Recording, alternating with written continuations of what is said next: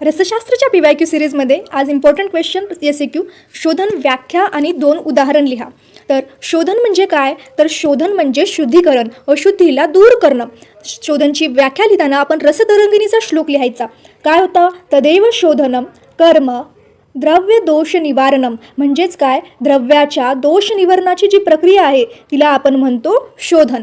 शोधनची व्याख्या मराठीमध्ये लिहिताना लिहायचं की उक्त औषधींच्या सहाय्याने द्रव्यातील दोषांच्या निवारणासाठी आपण जे मर्दन, स्वेदन, निर्वाप, क्षालन आणि भर्जन हे संस्कार करतो ना, त्यालाच आपण शोधन म्हणतो। हे झालं शोधनच्या व्याख्येबद्दल। आता शोधनचे तुम्हाला 2 उदाहरण द्यायला सांगितलेत। तर पहिलं इथं उदाहरण घेतलेलं आहे आपण अभ्रक शोधनचं। तुम्ही कुठलेही 2 उदाहरण लिहू शकता जे सोपे वाटतील ते। पहिलं मी ते अभ्रकचं लिहिलेलं आहे। तर अभ्रकचं शोधन करताना आपण अशुद्ध अभ्रकाचे तुकडे घ्यायचे, नंतर त्या तुकड्यांना चुल्यावर अग्नीवर लाल होईपर्यंत तापवायचं आणि हे तापवल्याच्या नंतर कांजीमध्ये किंवा गोमूत्रामध्ये किंवा त्रिफलाक्वात किंवा गोदुग्धामध्ये त्याला असं बुडवायचं।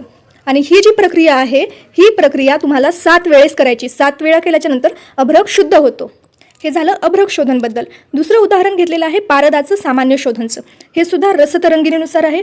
प्रथम काय करायचं? पारद घ्यायचा, त्याच्या समभाग खटिका म्हणजे दगडी चुना जो असतो ना, चुना असतो ना, त्याला एका दगडी खलामध्ये चुन्याला दगडी खलामध्ये घ्यायचं आणि त्याचं 3 दिवस मर्दन करायचं।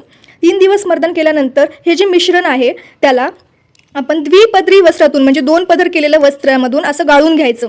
गाळल्याच्या नंतर तिसरी स्टेप पहा, आपण जो पारद घेतलेला होता ना, त्या पारदाच्या समभाग म्हणजे जेवढा पारद घेतला तेवढा सोललेला लसूण घ्यायचा आणि जो पारद घेतला होता त्याचा अर्धा भाग जितका होईल तेवढा आपण सैंधव घ्यायचा आणि ह्या दोन्हीला खलवयंत्रामध्ये घेऊन असं मर्दन करायचं आणि तोपर्यंत करायचं जोपर्यंत हा काळ्या कलरचा होत नाही। काळा कलरचा झाला की नंतर काय करायचं? या मिश्रणाला शीतल जलामध्ये किंवा कांजीमध्ये बुडवायचं, धुवायचं आणि नंतर त्यापासून पारद वेगळा होतो।